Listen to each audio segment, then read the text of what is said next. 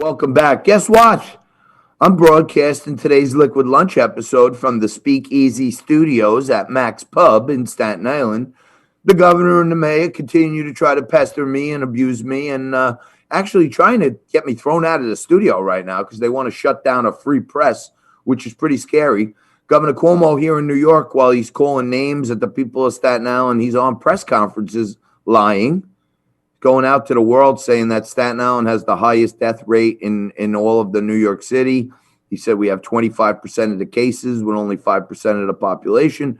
And lo and behold, late last week, the New York Times themselves came out with this heat map of New York City. And this heat map of New York City, I think, makes it pretty damn clear that the governor was lying, as he's done many times before, relying on some fake hokey science that he conjures up somewhere in his from his affluent perch up in Albany. But the map, as you can see, shows that the New York Times agrees with us that Staten Island actually has the lowest death rate in New York City, and that's from the New York Times, not exactly Johnny T's number one source. So I kind of feel validated when the New York Times says, yes, you're right, John, the governor is lying, which he was, to be honest with you. And lots of people watching on Facebook. I appreciate it. Do me a favor, spread the word. Let people know that the real news, not the fake news, is being broadcast from right here. If they want to come in and shut me down, they're going to do it on national TV because I'm not going to stop broadcasting from here unless a judge or somebody that I respect their authority tells me that I can't. But in the meantime, I can and I will. I want to touch on one thing quick. I brought it up. If you just tuned in, I brought it up a little earlier. There's this radio host here in New York. They call him Charlemagne the God. First of all, the height of hubris to call yourself the God. Anyone who's Christian knows you don't go around saying that about yourself. But on top of it, his real name is Leonard Lawrence McKelvey, a.k.a. Charlemagne the God. And he named me the donkey of the day last week. He said I'm a jackass because I said some true emotional things about the guys on Saturday Night Live, and I guess he's butt buddies with Pete Davidson. So he thought it was his opportunity to take a few shots at me and Staten Island, making all kinds of stereotypes, kind of abusing Italians if you listen to it, but it's not even worth listening to. The guy's a bum, if you ask me. And I pointed out a little earlier, and I'm going to keep pointing it out. Leonard Lawrence McKelvey, a.k.a. Charlemagne the God, was charged in 2001 with raping a 15-year-old girl when he was 22 years old. And at some point, the case was adjudicated, and it turned out he pled guilty to contributing to the delinquency of a minor. So, sometimes you got to think about this stuff, see the God, because you live in a glass house, you don't throw stones, but you're throwing stones anyway. And at the same time, you're not even informed.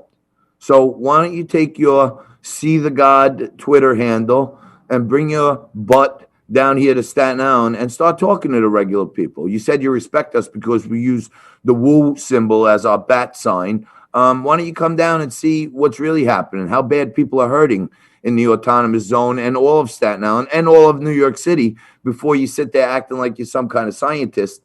And by the way, Leonard Lawrence McKelvey, a.k.a. See the God, I see you, and I'm here, and I'd rather be a donkey for a day than a perv for life. And I tweeted that at him a little earlier today. So, all right, lots of other stuff we got to talk about. China.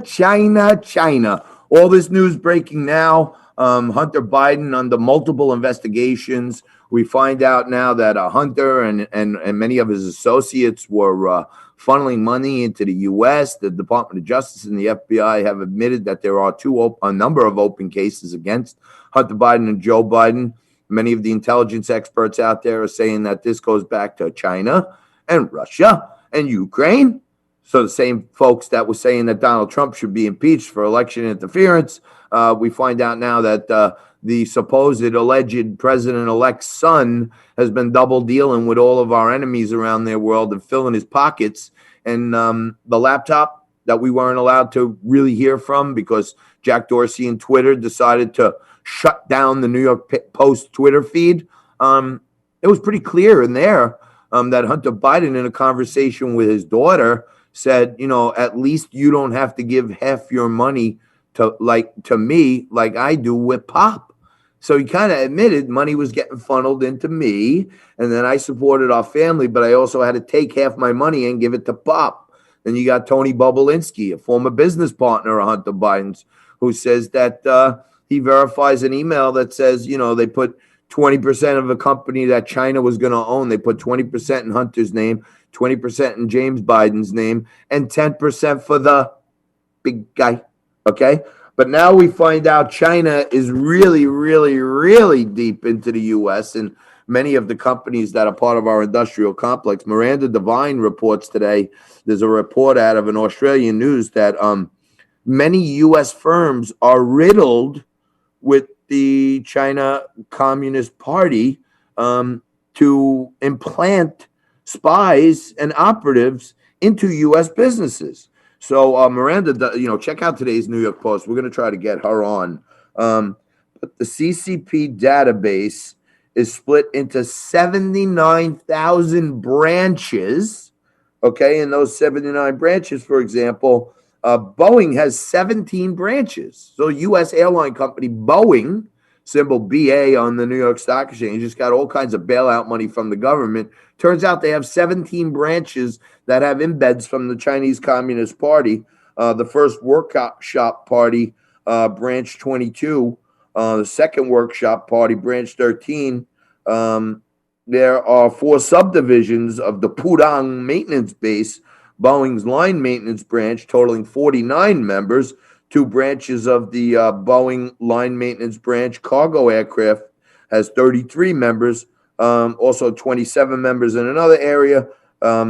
Aside from Boeing, now that's Boeing, one of the biggest companies in America, makes up like 20% of the Dow Jones Industrial Average. Okay, we find out that also Qualcomm Wireless Communications has 133 members spread over 6 branches of Qualcomm Enterprise Management in Shanghai. They work for the semiconductor manufacturer and 5G wireless technology company Qualcomm, U.S.-based multinational, but they have a whole bunch of branches in China. They're embedded full of people. And then, Qualcomm is a company that's critical to our national security, the 5G network and everything else. But also Pfizer, the company who makes a significant amount of pills and prescription drugs here in the U.S. It turns out that Pfizer lists 69 China Communist Party members in 4 Pfizer branches in Shanghai. So here's what you need to know. Joe Biden and his son are implicated in a scheme where China was putting money into accounts that they were able to use and spend. Hunter, James, and Joe Biden were getting 50% of that money. And now we find out that China has embedded themselves in multiple monster U.S. companies. Qualcomm, Boeing, and finally, Pfizer. Pretty damn scary. Wireless, travel, drugs. The Chinese have infiltrated us, but we're not going anywhere. Liquid Lunch is going to come back at you right after this. We're going to sit down and talk about what's happening here and around the country with the host of Saturday Agenda on Newsmax, Joe Pinion, right after this.